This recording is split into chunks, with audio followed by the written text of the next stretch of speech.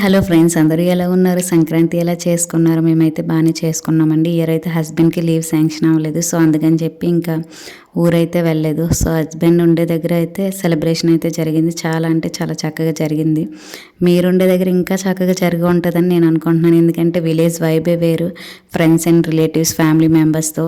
So ఇక్కడ కూడా జరిగింది, కాదనట్లేదు. బట్ నాకు విలేజ్ వైబ్ అంటే చాలా ఇష్టం పండగ అనేసరికి.